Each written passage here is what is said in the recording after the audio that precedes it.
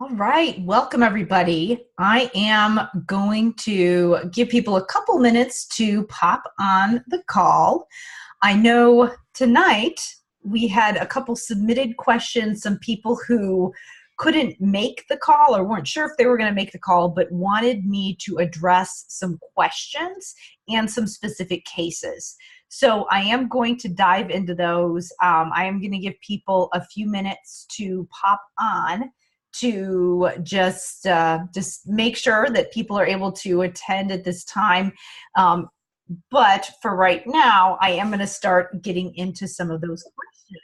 Looks like we've got somebody. Paula's just popping on. Hey, Paula. Hi. How are you? Good. Are you able to hear me? I am. I hear you loud and clear. Okay, we're going to try this. Here I am. There you are. All right. So I was just kind of doing my intro, but really we did have some submitted questions. I am giving people a couple minutes to pop on, but yeah, if you have some specific questions, we can get going. I know that you had a meeting that you were going to go to for a student who had some pragmatic language goals. Mm-hmm. So yeah, why don't you kind of update us and let us know what kind of follow-up questions you have? I don't really have any follow-up questions. It was good actually to review the call, though. I just kind of reviewed the last few minutes, and I was reminded of the whole concept of skill-based ability versus performance ability, and we talked about the possibility of me doing push-in, a combination of push-in and pull-out for this student. Yeah.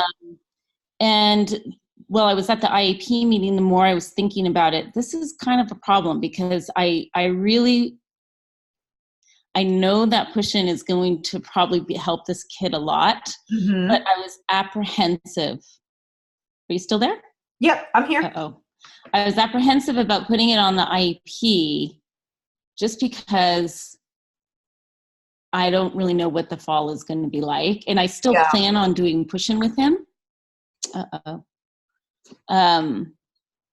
But I didn't put it on just because I fear that, I will be slammed with a bunch of kids in the beginning, and I don't know how that's going to work. Yeah. So how does the IEP, I'm going to give everybody kind of a recap. So this is a case, kind of a follow-up from the call from June 9th. We talked about, there was a student who another speech pathologist did the report, and you were wanting to figure out some goals, and we talked about the difference between a skill-based deficit and a performance deficit. The skill-based deficit is they don't have the skill, and so maybe they legitimately do not know. With pragmatics, it might mean they legitimately do not have the knowledge and ability to do whatever the skill is. So no matter what the setting is, even if it's isolated, even if it's not, they don't have the skill. Versus a performance deficit, which means they have the skill, they could probably tell you the answer in an isolated setting, but then they don't actually carry it out for whatever reason. And so we were talking about that if it is a performance-based deficit, it is important to get out of the therapy room. And so I guess my question is, because I know that depending on the way that the school works and depending on how the paperwork works, I would say probably, obviously, underpromise, overdeliver. Obviously, you don't want to put something on an IEP if you don't think that you're going to be able to do it. But I think you also don't want to put it on there because, again, you're not supposed to, it's supposed to be about what the kid needs, not about what you can do. But you also don't have a ton of data to know for sure that he needs the push-in yet. So I think you could validate what you said by saying like that you're going to evaluate and if he needs more in the fall. Right. And actually, the more I think about it, it's probably good the way I did that because his mom, she told me pretty much that his conversations are very one-sided, even with her. Yeah. It's all him talking. And so I really do think we'll need the sessions, the small group first, for him to really understand kind of the rules. What are some of the like rules of conversation that we take turns and we give everyone a chance to talk and share their ideas. So that is not something I could do with Push-In. Right. So now I feel better about it. Actually, now that I think about it. Yeah. So I think you could start off the year with that. How does, as far as number of minutes, how does his IEP look? So we do therapy minutes based on a month. And so for him, when I think about 2 times 30 a week, we wouldn't write it in that way because we often can't give him exactly 2 times 30. So we give him monthly minutes of 180 minutes, which is about 2 times 30. Okay, got it. So with the way that it's worded in the IEP, do you have to state whether or not those minutes are delivered in the classroom or pulled out, or is it just minutes? Yeah, they're just minutes. So technically, I could still do a Push-In.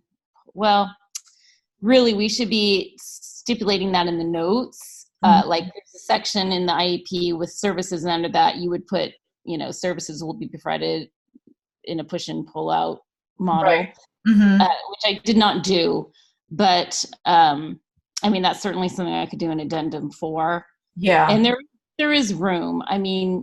It's not going to, it does allow me a little bit of flexibility where if I did Push-In, I would count it. Where it kind of gets wonky is if I were to do this all the time, it would change the number of minutes that he is in special ed versus general ed. So that's where the difference would come in. So, Okay. It's pretty technical at this point.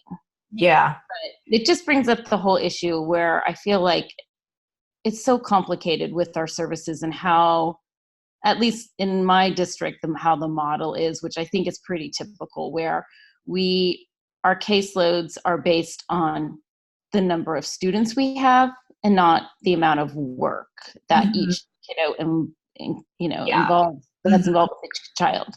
So it's not differentiated the workload from the caseload. Yeah, I will write more if students really need 3 times a week or more. I will write it in the IEP, but it's not recognized at this point. Yeah. And actually, I know you did the part of the call last Sunday? Yeah, when Sunday. Had to do with AAC, which I was not able to listen to a lot of that call, but I used to do some AAC work. And the reason I stopped was because the admin really did not get AAC and the amount of time that's involved. Oh, yeah. They pretty much counted it as 1 AAC child equals 1 speech and language kid. Right, like 1 kid with our take for 30 minutes. Right. I'm like, no, they are not equal. But anyway, that's kind of what it is.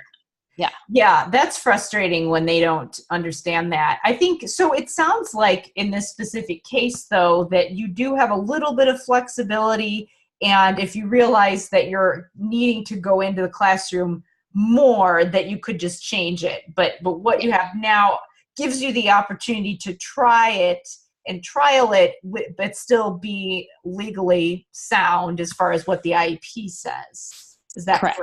Yes. And so I think the other thing to think about, so from as far as having the plan, you've got the paperwork done and everything like that. You've got a plan for what you're going to work on with him in therapy based on, you've got your goals outlined. And 3 goals. It was conversational or making relevant comments, initiating, and then maybe 1 for answering questions. Is that, it was, or no, we said identifying. It's hard for me to remember, but it was doing I think looking at expected and unexpected behaviors in a group. Yep. As well as commenting, contributing. I think it was at least 3 relevant comments within a 5-minute period. And then we actually added a goal during the IEP. The principal really was feeling like he needed something to address his inflexibility.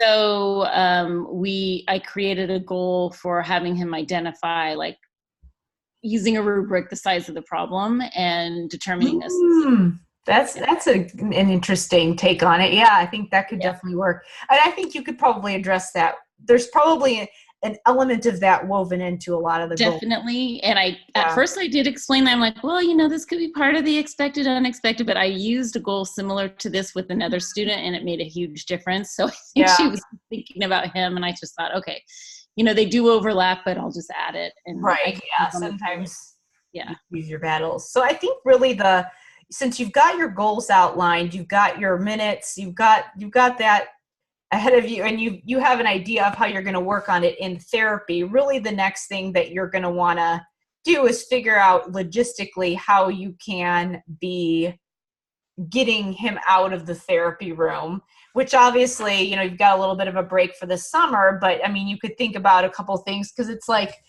let's say, obviously you're going to want to try to have your schedule allow you to get into the classroom, but if it doesn't, then you can have some other options that aren't exactly you pushing in, but still would give him that opportunity. So, you said there's a possibility that he might be in a classroom with, they have an extra teaching assistant or something? No, I think what you were thinking is sometimes behaviorists will push into my therapy room.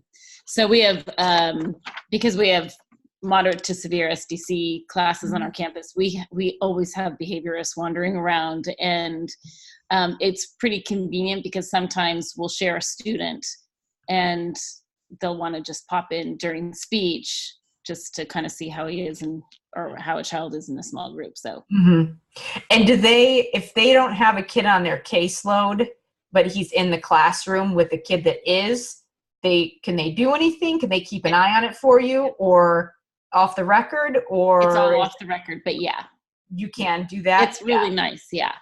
Okay. So they will sometimes, give me some ideas, and certainly it's been helpful with behaviorists having them help me structure my sessions so that students are constantly rewarded throughout. So we create kind of like a points game, and it's all based on positive feedback and ignoring the negative. And that's probably one of the main things I've learned from behaviorists is keeping it really structured, focusing on the positive. Yeah. So other than that, sounds like that would be a good resource for you, because you could, in theory, train them in some of the things you're doing, and then that way they could be kind of an extension of you. Because I think, when we're not able to be in the classroom as much as we want, even though that would be ideal, to think of ourselves as somebody needs to do this with him in the classroom, it doesn't always necessarily need to be you.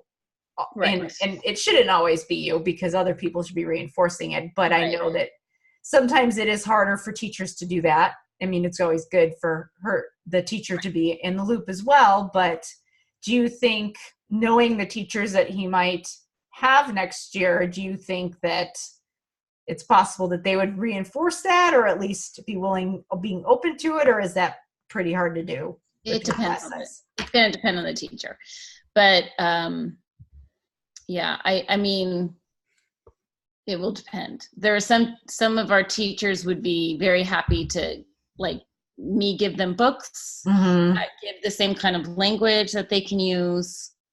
And others are just really confident with their own way of handling behavior. So.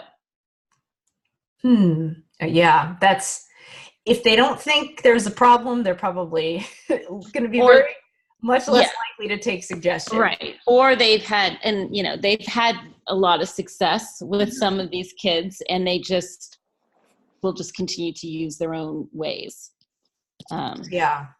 So it just depends on the teacher. How about, what's the situation at recess? He's going to be in, what grade he's going into? So he'll be going into second grade. Grade. Yeah. So this year I did, I usually have one recess that I work. So I usually have an eye on some kids during that one recess. And then also I've been doing more lunch bunches. Just very, very informal. I know I'm going to be in at lunch, and I might as well just have the kids, certain kids in. So I've done it that way. And then also I just tell them that, there are going to be times when I won't be able to, but we kind of have an informal schedule, like every Tuesday you can come and try. But they also have to bring a friend. So that's the rule. They have to bring someone from their class as a friend. And that's kind of the idea, that they're able to start making friends in their own classroom. Well, that sounds like it would be a really good opportunity for the conversational skills. Mm-hmm. And even if it's not something that's officially on there, you could still reinforce it there. Are there any recess monitors or anything like that would be open to on the days that he's not there, that he's not in the lunch group? Or they no? Okay. Probably not. I wouldn't depend on it. Yeah. Okay. Yeah, it's kind of hit or miss with that. So it sounds like you've got your behaviorist, your lunch bunch, and then possibly you being able to go in there. So you've got a couple things to work with, regardless of what your schedule, logistics and how that's going to work out. And maybe the teacher, if you get a teacher who's willing to try some things out.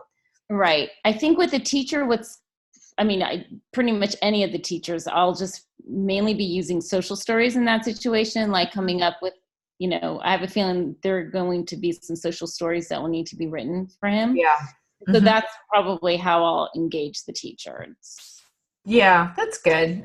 That way they're involved somehow. I think the same thing kind of goes with the teacher, where it's like a lot of things need to be done with their students. They don't always need to be the one doing it. You just, it's like you collectively all piece it together and make sure all of this stuff is getting done and figure out who's doing what. And it doesn't always need to be a certain designated as a specific person. So all right. So that I feel good about that one. Good. And I have to say, one of the main reasons I'm here on this call is I feel like doing this program, it holds me accountable. Yeah. So one of the things you said, well, one of your action items, because I talked about having a lot of pragmatic language materials, some that I don't use, and you said, well, I think one of your action items should be to just focus on getting rid of just, some of those items. So I've been thinking about that. Yeah. Which things you're going to eliminate or set to the side and not use as often, and then which things you're going to prioritize on. She froze for a minute.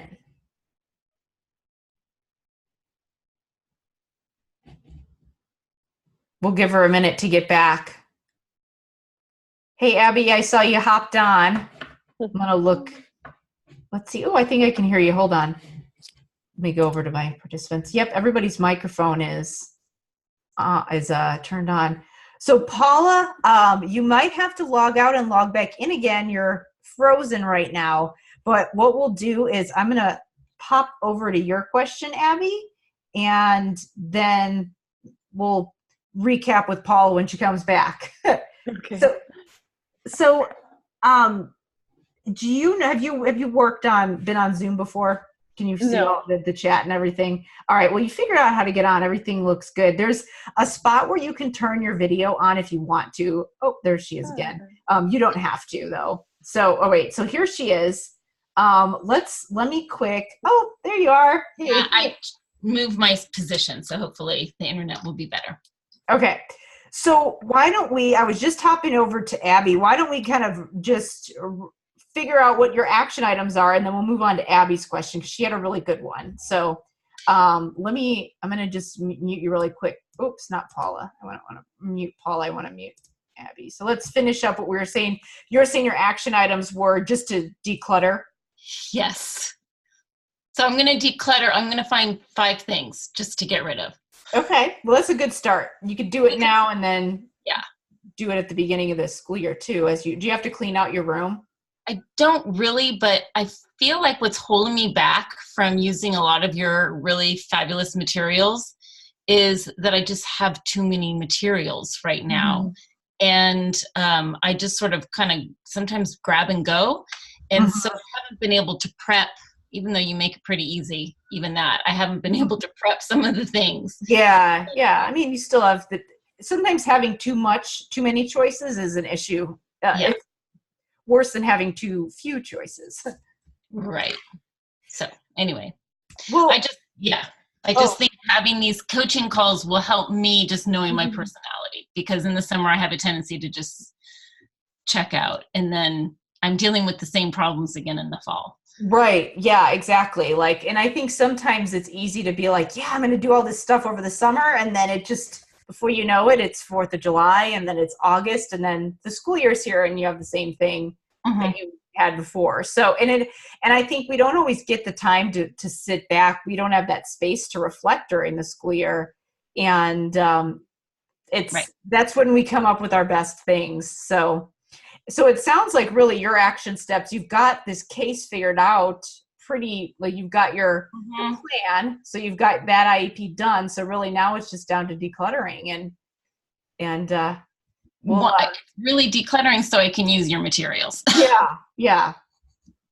All right. Well, do you have any other questions before No, it's just that today was the last day of school, so I am having a beer. Yay! I feel like I can drink a beer now because I'm with people. Nobody was. Yeah, exactly. Well, I just have my water, but occasionally I might have a glass of wine on here because, it's night and everything. So, all right. So I'm going to mute you and move over to Abby. All right. So Abby, I've got your email up here that you had sent me, but do you want to just kind of describe your question and the situation? Yeah, sure. Am I in like a good spot for the microphone and everything? Yep, you're good. We can hear you and see you. Cool. So I work in an elementary school with K3 through 5th, a lot of kids in Head Start. Probably like most of my kids are kindergartners and like K4, K3 that speak Spanish at home, and their parents are really great. A lot of them like really want to help, and like I want to be able to get that information to them and then also like communicate it to them in such a way that it like makes sense, because I feel, and I mean, the part of the thing too is that Spanish is my second language, so I'm not quite as good at communicating as I wish I was, but being able to tell them like what it is they need to be doing and like why in a way that like makes sense, because I feel like sometimes some of the things just sound like, oh, you got to play with your kids. It all sounds very like fluffy, like they want to no, but like really we want them to like be successful and like be good kids and good at academics, and like I don't really get this sort of like, oh, just like play with them like they're your friend or something like that. And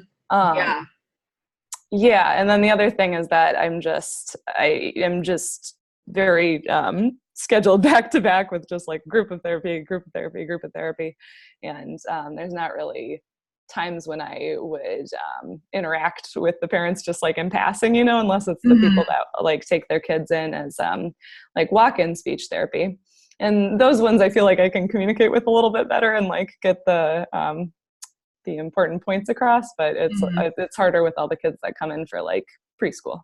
Right.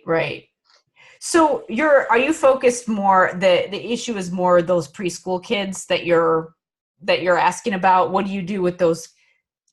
What do you tell the parents of these preschoolers who are wanting academic stuff to work on, but they're really wanting something more academic, and you're thinking that it should be more play-based and not really sure how to give them something to work on that meets the needs, but also is something that they buy into? Right. Okay. So really more that preschool age. Yeah. I mean, like other kids too, but that's just such a huge chunk of my caseload, and I know that it matters so much what they do at home and like how they talk to their kids at home. Right. So a couple things that I'm thinking of. So number one, I think that honestly, one of the things that'll be more so than just the specific strategies is if you could figure out in your schedule just how to do that so that you're talking to them regularly. The content of those conversations might not be as important as just having them. So how many parents are we talking about here? Like how many how many kids is this? If you were to just really focus on the preschool kids, and obviously you don't want to discount the other ones, but just to maybe try something out, maybe just focus on one part of your caseload at a time and then add it in layers. Yeah. How many kids are we thinking here? Oh gosh. I feel like it's like 30 altogether. Okay. But then there's like 7 or 8 of those are the ones that come in for walk-in speech therapy. So I do actually, or, hopefully I talk to them. Sometimes they go like, oh, I've got my phone. I'm going to go now. I'll see you when the therapy is done. Right. Yeah. Will they come into the room with you? Do you ever sometimes, yeah. And those ones I've had like a good, I feel like we've gotten somewhere with the people that have been in the room with me, but even still, sometimes I find it like hard to, express like, oh, you should try, restating his feelings for him, or like putting something like out of his reach so that he like has to ask for it or something, and like trying to communicate that in a way that's like, but not like mean though. Like don't. Yeah, just create opportunities. Right. So what's the situation with a lot of these parents? Are they working? What are their hours of availability? Yeah. It really varies. So yeah, we're like, in the city of Milwaukee, and it's a neighborhood school, and, the population is, I think we're like all free and reduced lunch, and then 26.5% kids with disabilities, even though we don't even have any like special resources particularly. It's just like what the population is. So yeah, I mean, a lot of like really young parents, a lot of parents that like don't have a very high level of education. And then, also parents who don't necessarily like have a good sense of like how to navigate the whole system. They don't speak English, or they, it's, it varies a lot. Yeah. Do they have access to the internet and devices and things like that? Or is like it on a phone? Most people have like a smartphone, I think. Not everybody, but like a good enough chunk. Okay. I'm just thinking of things that, and you might have to have a couple, if you did something where it was like kind of almost a program or an opportunity for parents to talk to you, you might have to try a couple different things, because everybody has a different mode of communication they prefer. Like some people are on Facebook. Some people would, like if you put something up online, some people might look at it and some people might not think to do that. So there might need to be a couple different options. If you did some type of a workshop for parents, if it was after school or over a lunch, is that something that you think people would come to? Some people. I might be able to get a couple. Like historically, the school in general has kind of a hard time getting parents for things. A lot of people work like during the day, or I've had better success sometimes with parents, like with texting, or something like that can be a little more, that they don't have to get from one location to another. Right. And I'm literally just kind of throwing out ideas out there. Some of them might be really out there. So, I mean, there's something like, you could even have some kind of like a website they could check with information.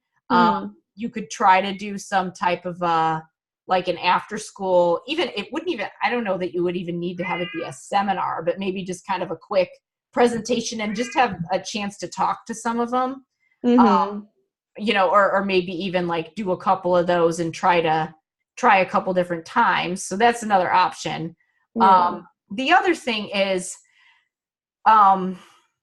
with your schedule, I know what has helped other people in the past is to do something like a 3-to-1 model, or a little bit more of a flexible schedule. And then they don't have any set parent resource, but they just make sure they go around and they call all their parents during that time. Yeah. So even just a phone call to check in with you could start to facilitate that.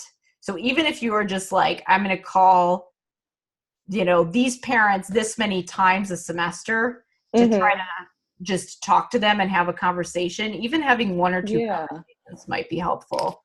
Just putting up like a little roster of names and then like, okay, I'll try and work my way through these. And I mean, that might even be your best option. And so really the issue is less of trying to get them in and more about you trying to figure out how to fit in the time to make those calls on your schedule. So I know people who do 3-to-1 model or that flexible schedule will have a day where that's all they do. And they'll call all the parents of, you know, the kids on their caseload. And even if it might be just leaving a message on the answering machine, they've at least done something. So. Yeah, that's a good point. Yeah, because I think it would be hard to get many people to all like show up for a meeting, but if I could reach out to people one-on-one, you kind of figure out who the people are that like are in a place to hear you out and be able to. Right. And the other thing too is that you have 30 people. Like, I mean, wouldn't it be great if even you got like 5 to 10 of them to start doing stuff at home, even if it wasn't all of them? Yeah. It's like, you know, you can't save everybody. You do what you can and you share that information and you want all of them to do it, but that's just, it doesn't always happen. So even though, and it might not even be that they're not involved. It might just be, you know, whatever reason that it might not be something that is at the top of their list of things that they think to do. Yeah, absolutely. Yeah. And I mean, I'm always so impressed with the parents that like, I mean, I've had one mom who works full time and like is just cobbled together like relatives to bring this girl to therapy and all this stuff. And it's really impressive to think about. And so part of it too is I don't want to like overburden people with just like, oh, like here's a whole bunch of like technical stuff and like, these are these things you're doing wrong. And let's get to that in a minute. So of these ideas, which one do you think, because we talked about having some kind of a meet and greet where they come in. We talked about having some kind of online resource. And then the last thing was just going through and making it a point to call all the parents a certain number of times in the semester, whether you actually get them on the phone or not. So of those 3 ideas, which of the ones do you think would be most feasible for you? I think that last one. Okay. Yeah. Because I could, you know, just in those random little gaps you get during the day, right? Just, you know, take a minute, talk for 10 or 15 minutes. Yeah. And I even think that I know this is a little bit, it's sometimes a hard sell, especially if an IEP is written a certain way and, you know, all of that legal stuff but I think that when we think about providing services that even, you know, I mean, think about it at certain times of the year when like you don't see kids and you don't make up the minutes. I think that if you really had your back against the wall and it's like, were you providing services for those kids? You would think that doing that consultation and calling those parents, that's a service, you know? Right. That's what I would say. Yeah. Backwards thinking, like you hire a lawyer and you call them, they charge you for that. Yeah. Like, it's on your bill. Yeah. I mean, why should we be any different? And I think that the way that the system works now, it doesn't always, you know, our boss or whoever might not always think that, but I think just we don't even think that. So if we want other people to think it, we've got to remember that and advocate for that. So, you know, as far as planning your day, that might be something to, you know, pilot, whether it be, you know, even just asking for a day out of a month, you know, because again, I mentioned 3-to-1 model, which is awesome. But even just having like a day when you can call parents or something like that, or a couple days a month, even if it's not a whole week, that's still pretty awesome. Or even like a half day. Maybe I could go with the Head Start teachers on their home visits. Yeah. Do that a couple times a year.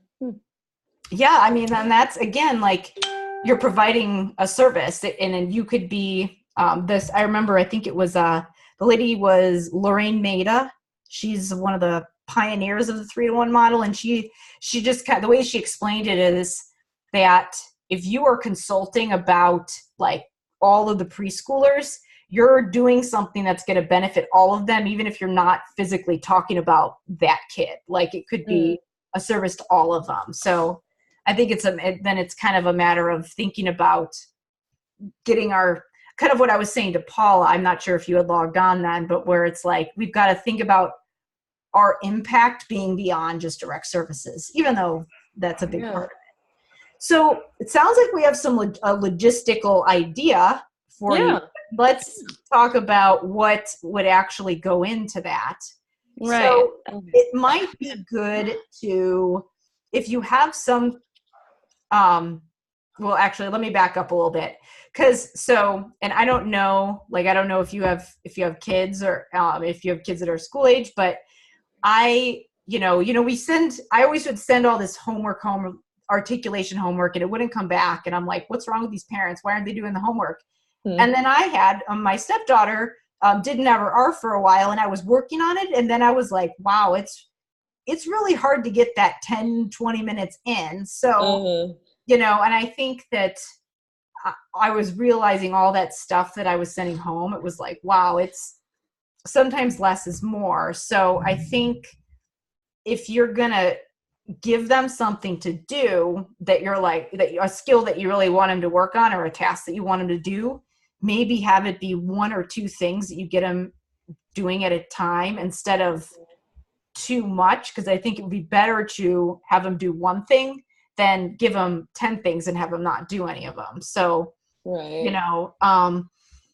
so for these preschoolers, if you had to nail it down, let's nail it down to 3 most important things that you'd want your parents to do. And let's see if we can be more specific than just saying play, so that we can kind of meet them in the middle of it being more structured and academic sounding, like what skills we want them to work on during that play and what are the important things that they should be doing. Yeah, that's a good point. I mean, mainly just to kind of like encourage the parent to get down at that kid's level to where they see that, somebody is noticing what it is that I have to say, and like I'm engaged in the world. And like, I feel like a lot of the time those like little 3 and 4-year-olds are just so passive, like they don't communicate because somebody's always just like doing the thing for them, like the the Head Start teacher always just like opening their little packets of plastic silverware and whatever. So I mean, that would be a big one. Just like make your kid ask for things, make him like initiate stuff with you to get what he wants. And then some understanding of like joint attention and turn taking, like the kids have to be able to like sit and pay attention long enough to, have an interaction with somebody. And then, was that 2 or 3? That's 2. Well, turn taking and joint attention, I feel like you could lump those together. So yeah, that was the one I was thinking of too. And so we've got, the first one was not doing stuff for them, but I think if you wanted to give them an official thing to do, you could say environmental setup. You could call it that. Okay. So that way that's not super technical, but a parent could understand that, but maybe it sounds a little more official than just play with your kids. So maybe that might appease some of the parents that want something a little easier, So environmental setup, and then joint attention / turn taking. And then what else would you say? Well, and I'd like to get more people in the habit of like telling their kid what a thing is instead of being like, what is this? What is this? What is this? Because I see him do that all the time, and it's like such a well-intentioned thing, but like I want to be like, no, you tell him like 50 times. Then ask him. Yeah. So just even modeling.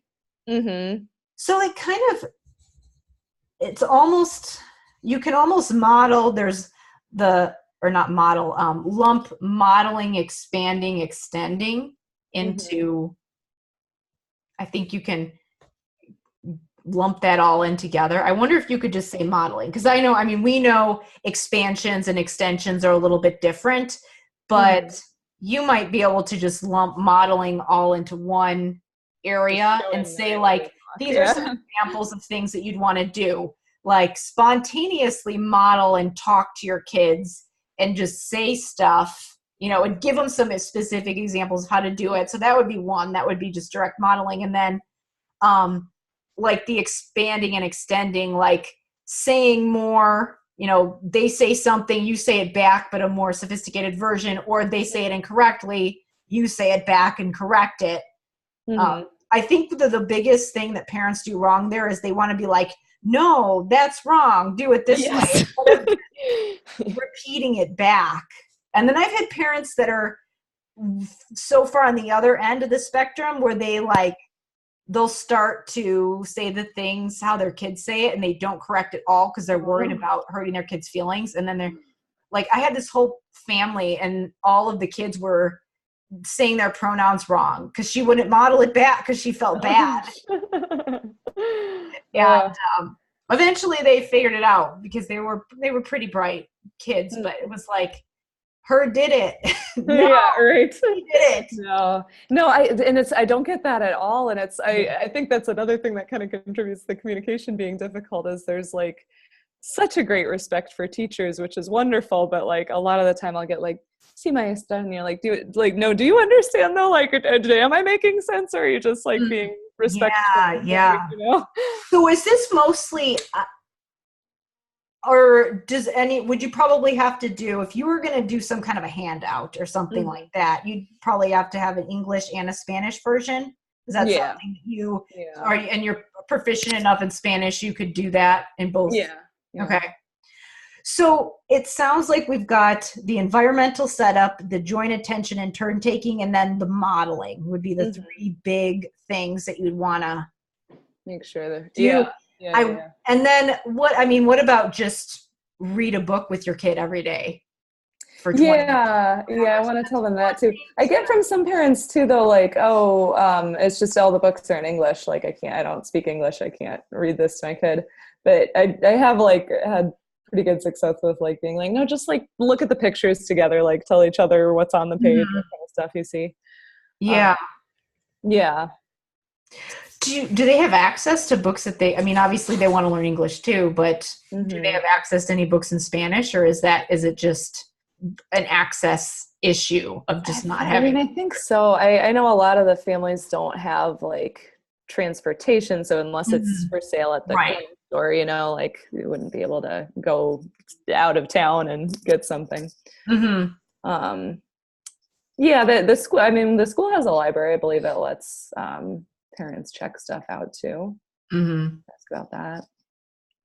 So I think there's what you could probably do is when you do your calls, maybe you could send something home, like here's almost like a newsletter, like here's something that you can do this month, and have it be one super simple thing. Like we talked about a whole bunch of different things, but maybe you just have one thing that month. Environmental setup, like you just talk about that.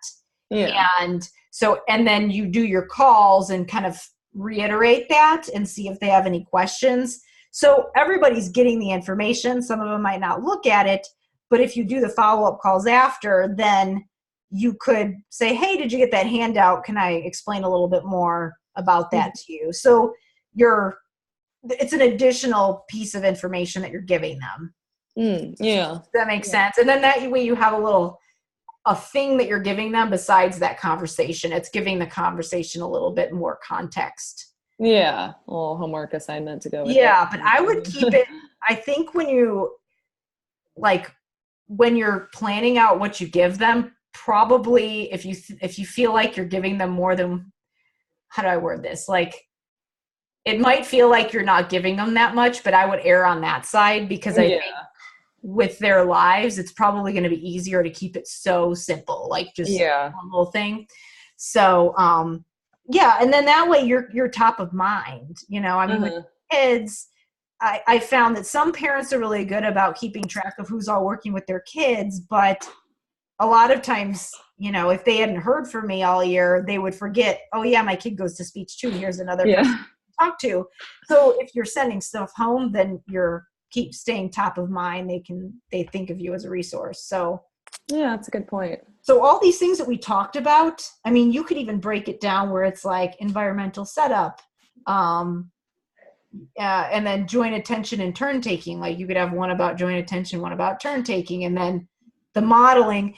you could even break out pieces of those, you know, and have multiple handouts about each one of those things, you know, because one could be why you do it. The next one could be how you do it. You know, you can kind of, and I think repetition is good. You know, they see it once, they might throw it out. It would be okay to reiterate some of the same things. And I would just, you know, keep it simple. Don't make it too much work for yourself. But, you know, that would, and then you could even, the other thing. Okay, so we talked about your strategies. So a colleague of mine in the past, she's done a lot of workshops with parents and literacy skills and things like that. And she didn't, I don't know that she worked as much with parents who didn't speak English, but she worked with parents who couldn't read themselves. So they were saying the same thing. How do I read with my kids? And so she went through a bunch of different ways that you could just model literate behaviors without being able to read. So she said even something like, you know, you take a dinner, like, you know, a frozen dinner out of the refrigerator, or not the refrigerator, the freezer, and you look at it and like they see like you're looking at words and you're doing left-right correspondence, or just little things that you can model to show the concept of what reading is and the idea of it, even if you're not actually reading. I mean, yes. You know, I mean, I would just try to think about anything that they can do to reinforce that.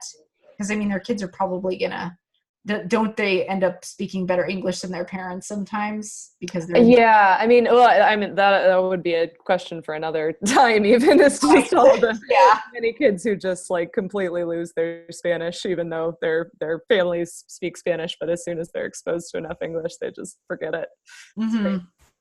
Yeah, Paula left a comment in the chat where it's just, do families have books to read at home? Perhaps talking to families about books to elicit language or wordless picture books. Yeah.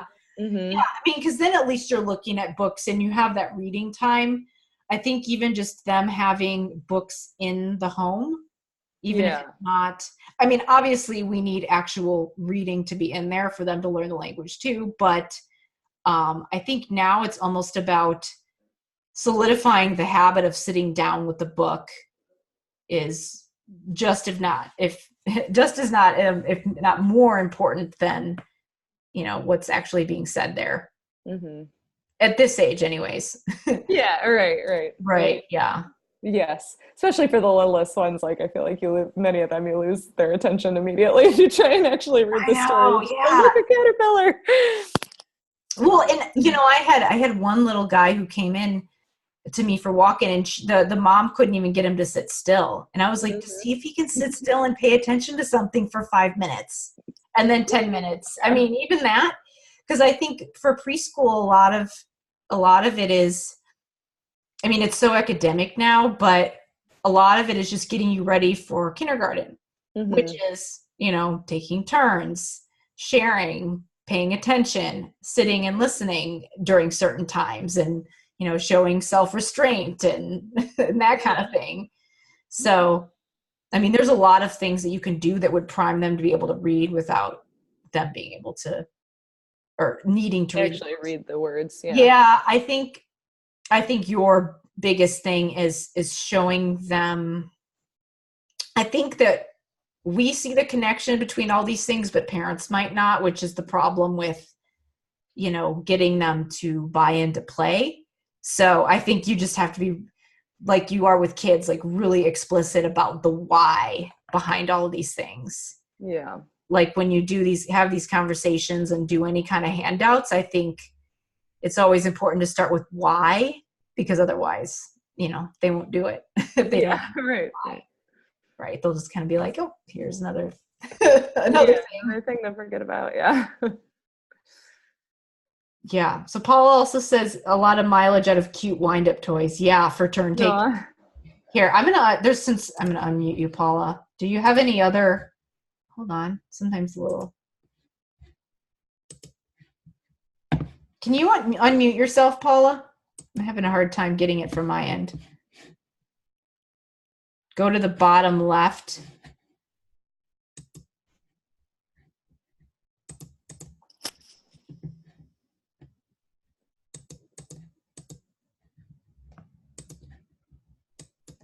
don't know why it's not letting me do it. But I see she's got a couple comments in the chat here. So Abby, does that give you an idea of where to go with this? Yeah, that's good. Yeah, the one other thing I was thinking of is just like how often I come across the parents where they'll be like, "Oh, that's fine, but he talks all the time. It's just you can't understand him. So how do I fix that?" And I'm kind of reluctant to say. I mean, for kind of those same reasons that I don't like. It's probably too much work and like not very much fun for a 3 or 4-year-old to send home. Working on your K sound or whatever. Yeah. Like I want to give them something to do, but not something that's going to be not appropriate, Yeah. I think you can follow the same concept of the whole less is more thing. So for those kids, I might think of one word or maybe 1 or 2 words and then some kind of game to go with it. Like when I was doing P, final P, and we're working on pop, it's like, okay, we're popping the bubbles. So like all I want you to work on this week is the pop the bubbles game. And I would just one thing to do. And then I would sometimes, if I knew the parent was going to do it, then it would be like, okay, and like, here are some other words you can throw in there. And I would throw out some ideas. Like, here's an example of a game you can play while you're doing this. It would never be just sit there with the words. I mean, especially if we were working with 3-year-olds. So I would just find a couple key words that and I think too, a lot of times with, we can elicit things and we don't always know if the parent's going to be able to replicate that. So go with those words that are highly stimulable. You might be able to get it and they might be able to get it with you, but then give them the words that are going to be an easy production. Okay. So yeah, I would pick whatever process or sound you're working on, just pick like a couple words and think of a couple specific games that you can give them and just have them do that. And just really simple, like not this huge word list. Cause that what they're going to do is if you give them a huge word list is try to sit at the table and do the words. And then it's not very functional anyways. I mean, you want them to be saying the words when they're playing because that's when they talk is when they're playing. So yeah. Paula, I figured out I got you unmuted. Do you have any other comments about anything that we've talked about so far? Well, just sorry that I kept going in and out, but no, that's okay. You're good. I think. Yeah, I really like the idea of keeping it simple because, I am a parent of 2 kids and it was hard enough just trying to get my kids to do their regular homework. I do not have a lot of expectations for my parents when it comes to speech homework. So I just try and integrate it as much as possible into like their everyday tasks and regular homework, which is why I think books are great. Yeah. And just, I think like you said, just getting them in the habit of sitting and having some quiet time every day with their child to read a book. Of course, play is so important too. But it is really hard when you have to explain so many things of what you want the parent to do. Sometimes I just think it's easier to focus on just one thing, like you said. And that's why wind-up toys are great because they automatically have a verb attached to them. So like we have a fancy toy store near where I live, and they have like all of these really cool wind-up toys. So there's a squirrel that spins, their little horses that gallop or run. There's a giraffe that walks really quick. And so I just think those kind of cause and effect toys are just, they capture a 3-year-old's attention for a short amount of time. You play with it, you have fun with it. With summer coming up, they have wind-up toys that swim in the water. Yeah. So anyway, I just say, those kind of things are good. I've had success with them. Yeah. Yeah, especially and that's good for turn taking too. It's simple. Okay, so let's recap. We've talked about a lot of different things. So with Paula, we talked about reiterated some of the action steps from the call from June 9th.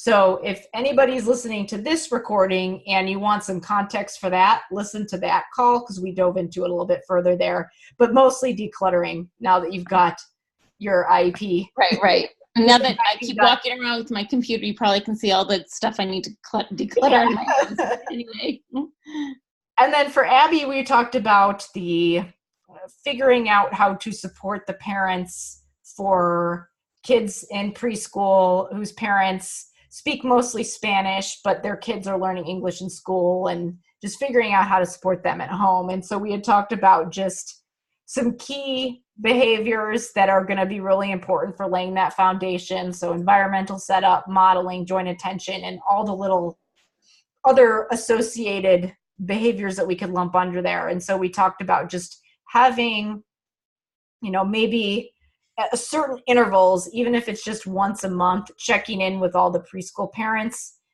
sending home some kind of a quick little handout, and then following up via phone call to try to have a follow-up conversation with as many of them as possible, just to keep them supported at home and help educate to lay the foundation for these kids. So really, I think, Abby, your action steps would just be to maybe make your schedule for when you're going to fit this in, and put it on your calendar. And then also you could put on your calendar when you're going to work on your these little handouts. I mean, you could do like a big batch of them all at once, and then just schedule out, like, I'm going to do joint attention this month and this month or whatever, and then just kind of schedule it out. I like doing it all in big batches because that way it's all done, and then when you actually go to do it, you can just be like, copy, fill it out. Yeah. Especially if you do get some time this summer to catch up on this. So, all right. Well, do you ladies have any other questions before we wrap up for the night? No, I'm good. Thank you. Okay. Well, this is a great call, and thanks for your questions. And our next one will be, again, I'm experimenting with a couple different days and times. So we've just had, we had one on the 9th, we had one on the 12th, and then our next one's going to be on the June 23rd on Sunday. And then the one after that will be June 30th on Sunday. So we'll have 4 per month. They'll be spread out a little bit, roughly every week, but sometimes there might be a little bit longer depending on how the schedule works. So, all right. Well, thank you and have a good night. Okay, thanks. All right. Bye.